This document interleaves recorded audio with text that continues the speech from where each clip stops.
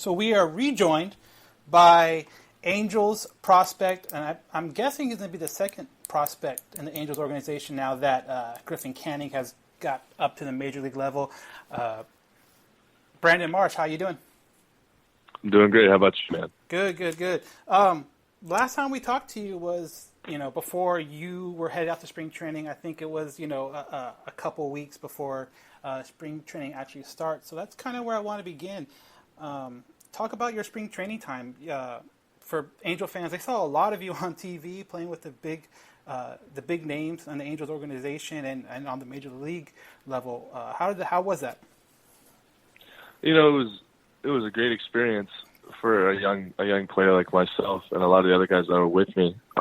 It was awesome just being able to be up there with the big guys, just learning little things every day from them, not even just from the baseball side, just like the mental side of the game, or physical side, I should say. We learned a lot, like guys like myself learned a lot, like baseball IQ, stuff like that from a lot of the big guys up there playing. So, it was just like a dream, just being up there with those guys and just being able to put the white pants on and the Angels uniform and just represent it on your chest. So it was great. And you talk about some of the big names there. Was there ever a time, maybe internally more so, that you or walk around the locker room and then you see a future Hall of Famer there or a Gold Glove winner there, and you're thinking like, wow, this is pretty crazy? Because 3-4 years ago you're in high school and this is probably still a dream of yours, but to know that you're there, how did you have any thoughts like, wow, I can't believe so and so is right next to me? Believe it or not, I told myself, going in, I was like, okay, I'm going to play cool. A lot of the big guys are going to be close to me, and I'm going to share a locker room with them. And when I got there the first day, it was just I wasn't starstruck. I'm not going to say it. It was nothing like that, but it was just wow, I'm actually here next to guys I grew up watching on TV, right. Just sitting on the couch with my pops. And it was, things started to settle in. Games started going, and then it just all became baseball again, just locked in every pitch, every AB, every pitcher in the field, and everything just went back to normal. But it was crazy just being in the same locker room as those guys for a short amount of time. It was amazing. It was very blessed to be a part of that. At what point did it become normal? Was it maybe the first week? Was it maybe the first game? How long did it take? Well, once we started practicing and they accepted all the guys from the minor league side coming in, and they brought us in, and they just really once they accepted us, it was like, hey, let's have a fun time this spring, just follow our lead type deal. That's when I was like, okay, yeah, now let's go, let's have some fun and play ball again. Like I mentioned earlier, you were on, not nationally, but the local televised Southern California Angel fan television, and then you did some post-game interviews. Was that your first? I see you do at 66ers before for the actual crowd, but to know that you're on TV giving these post-game interviews, was that your first kind of experience with that? It was, yes, it was, and it was pretty cool.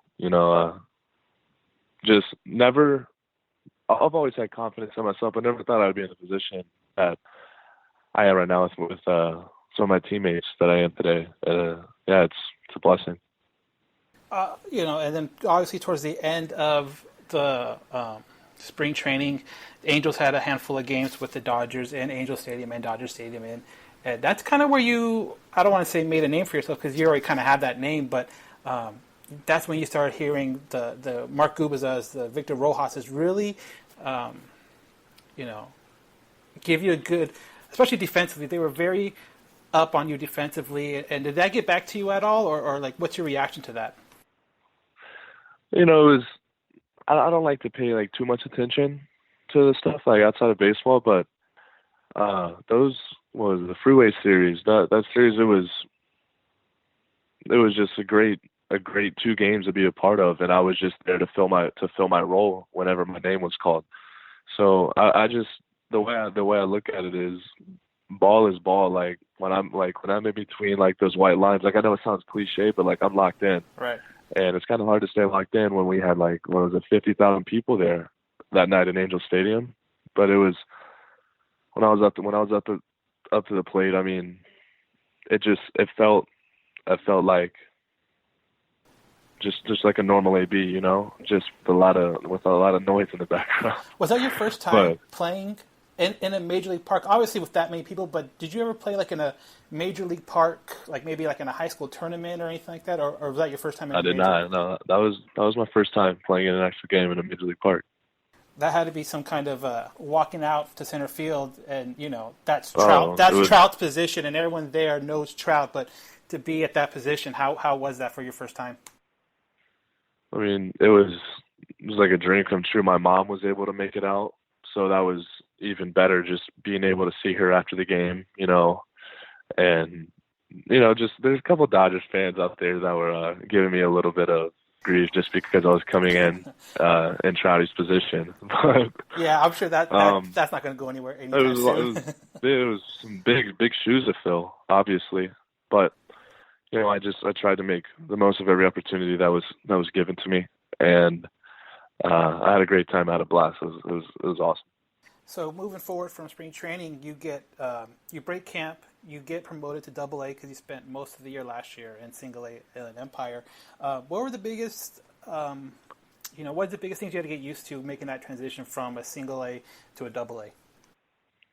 I think for me personally, defensively, nothing really changed. I just had to stay on top of all of my early work and stuff, so I don't start losing just a lot of the defensive aspects of the game, like those defensive characteristics that we need to keep a part of our game. But offensively, I struggled early just because in rookie ball, A ball, I was able to take almost every first pitch or until I got a strike, and I was still able to battle out every AB, But once I got up there to Mobile, it was really tough for me because I would take that pitch, and most of the times that would be the only pitch of the at bat that would be like a hittable pitch, to put a good bat on the ball. And April, it was tough for me just because like I said, I kept taking that pitch, and then I just took a different mindset to the plate, looked at the numbers looked at like the analytic numbers that we look at as an organization, and they were not looking so hot.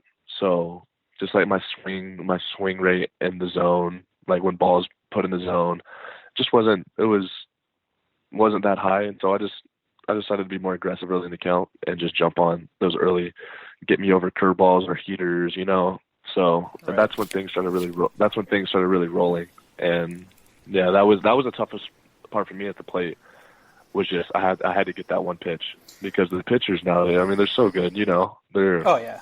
They put up crazy stats, like 7 innings pitch, 1 hit, no earned runs, up to 99. So you got to hit that one pitch when it comes to you. So that was just my big take on Double A. Yeah, definitely. And you mentioned that defensively, you're kind of the same person you are, and listening to the radio broadcast, the TV broadcast of when you were in spring training, that seemed to be the big thing that the broadcasters pointed out was your defensive placement, your range, your arm. Is that something you take pride in? Probably maybe a little more so than the offense is your defense? Well, I grew up like a very relatively smaller kid, so I had to be You small? I had to be I like can't. a scrapper. I No, can't. yeah, I kind of see that you being small. I didn't grow until my senior year of high school. That's when things started to change for me. But I had to take pride in the things that I could do. So hitting was always hard for me. Just be I was just like a slap hitter type deal, So defensively, I could run, I could throw, and that was basically all I needed to be successful at the level that I was at the time, or to stand out, So I've always taken a lot of pride in defense, my defensive work. That's what really that's what's gotten me to what I believe is just being drafted. Is just having grit and just being defensively sound. Right.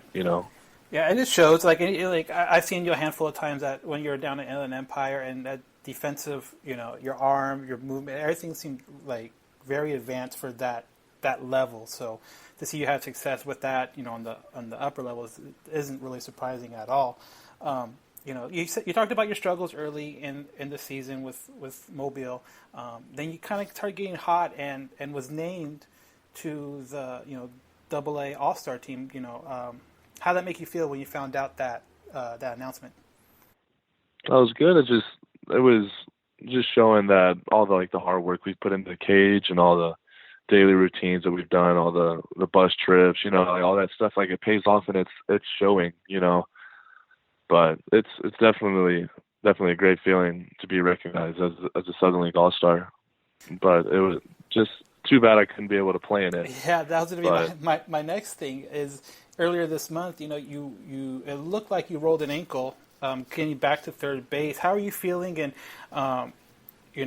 walk me through that play. Did you think it was maybe more? Because if you look at the video, it seemed like you thought maybe it was pretty serious. Like what happened during that play?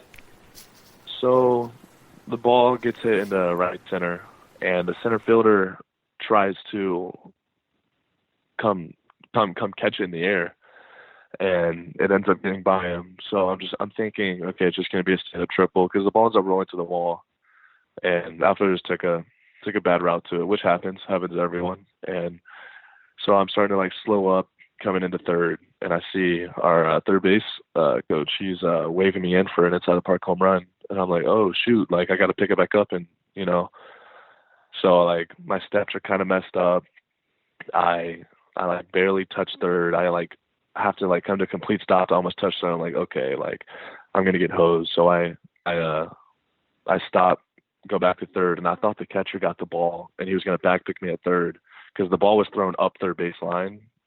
And I thought he was going to back pick me at third because I was still a decent ways off at third base. And so I hustled back to third and kind of jabbed at it with my right foot and just rolled it off the bag.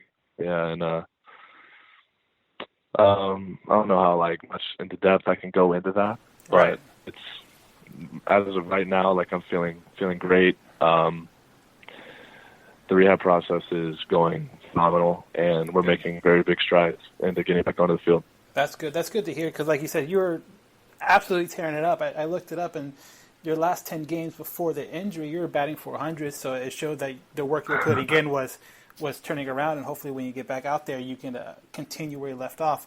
One thing about Mobile that I've noticed from your post, maybe Jemai's post, Mobile's post, the Bay Bears post, it rains a lot out there.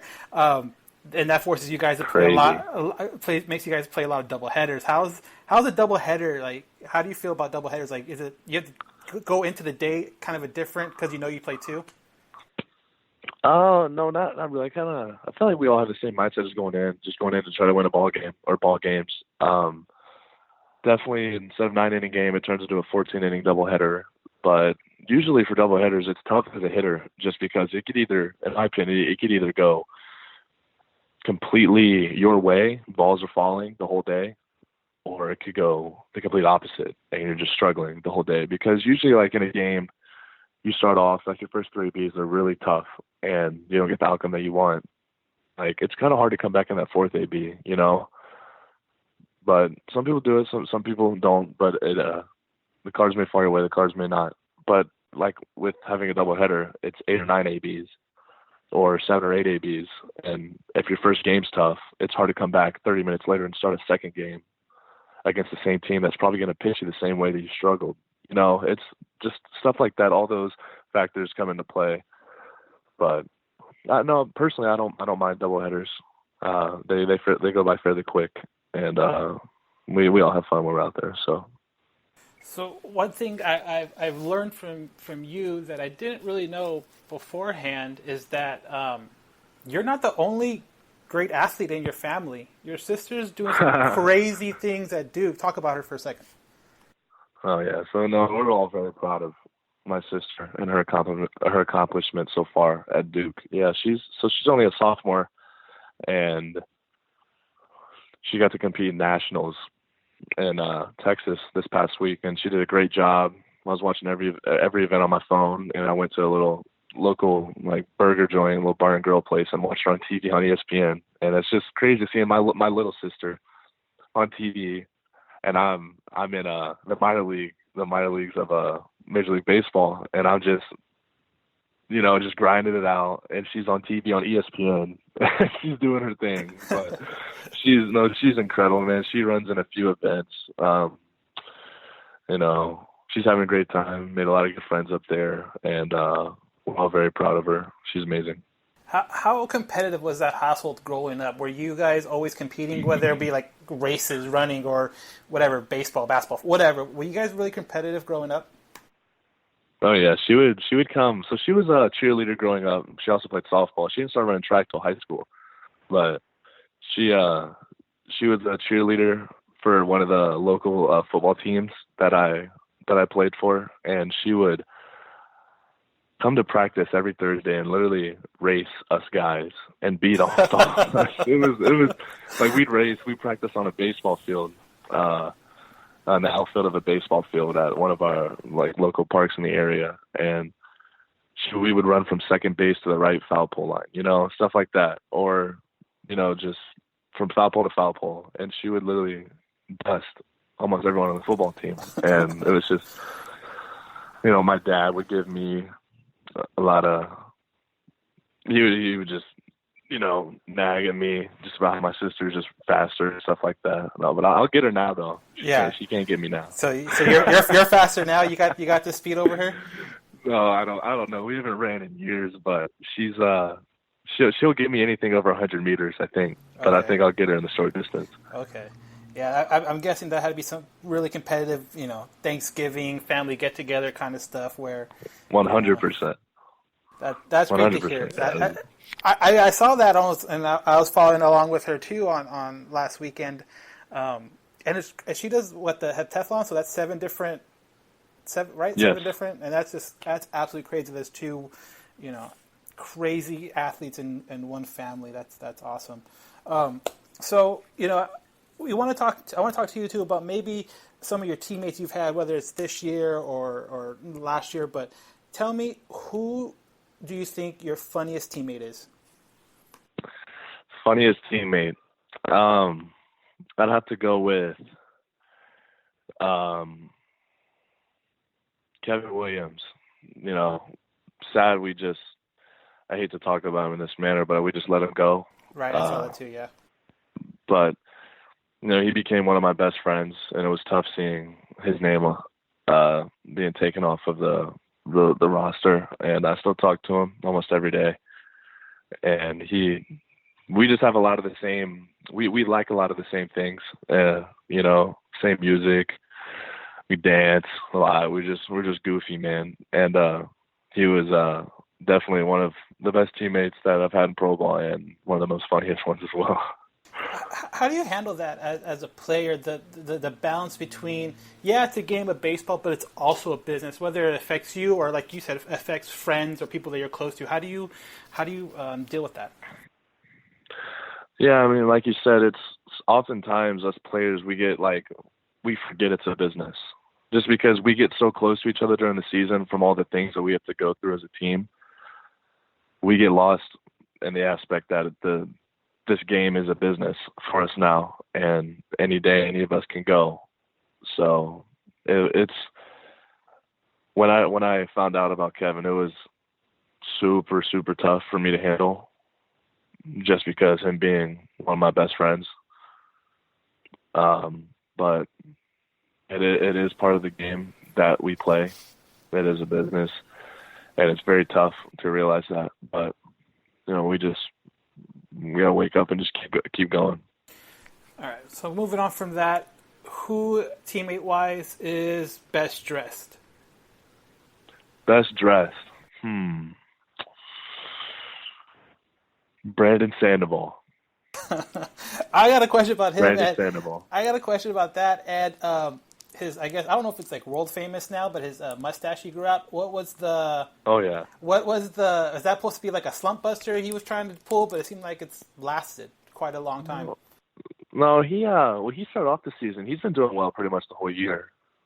So I don't think he really needed it as a slump buster. But that's just the look he wanted to rock, and he's one of the few people that can rock it. Him walking in with his jean jacket and his his Ray-Bans on, you know, Very cop looking. with his hair with his hair slicked back. Yeah, you know, he's got it, man. He can pull it off.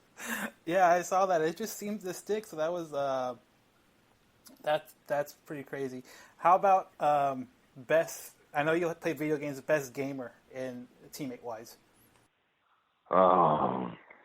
Since I can't say myself, I'll Yeah, teammate. We no, know I'm just where kidding. you are. I'm just I'm just messing with you. I'm just messing with you. But I'll have to I'll have to go with Sandoval again. Sandoval again. Yeah. Sandoval, him and I, we play video games a lot together. We live together in Mobile, so we're always on the sticks playing. Is that like the main thing you do the pastime now? Is when you get home? 100, yeah. Yeah. Oh yeah. That's just I take a lot of pride in that as well as other baseball. But yeah, play a lot of video games. You know, it just makes time go by, keeps me out of trouble. You know, all those things. So. How is the minor league life like? You say that you go into Mobile, or you maybe even traveling into Mississippi, Jacksonville, or wherever. How is the travel? I think one of your teammates, what was it?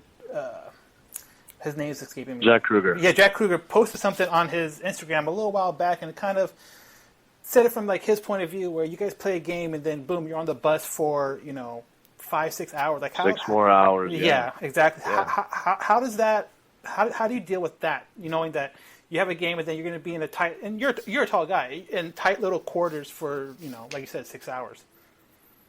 Yeah, I mean, there's a lot of things that go unnoticed with what we do as players. A lot of people think, we're playing professional baseball, we're living a life, when it's a very hard life to live and to do every day, especially being a sport where as a hitter where we fail 70% of the time and we're a Hall of Famer, but there's a lot of things that go into it, like you said, me being like a bigger guy, being squished in the middle seat or on the floor, going 6 hours to go to Chattanooga or to go to Jacksonville and then play a doubleheader in Jacksonville. Then that night, travel through the night 6 hours to Chattanooga and then go play there the next day without any rest. I mean, it's tough, but the thing to answer your question, like what gets us through it is, just the bigger picture is playing under those lights in Anaheim. That's what keeps us going. Our families, all the support groups we have behind us, stuff like that. We do it for those reasons. Yeah, and like you said, minor leaguers, I don't think people understand the struggle that you guys go through as far as like that and the bus. People think baseball player, they get on a plane and they fly to wherever they need to get to, and that's not the case, especially with the lower levels. Are you able to? How many times have you walked around Mobile and been recognized? I personally, that's asking the wrong guy. I never get out in Mobile. I go to the field every day, play, get some food, go home, play video games, wake up, do it all again.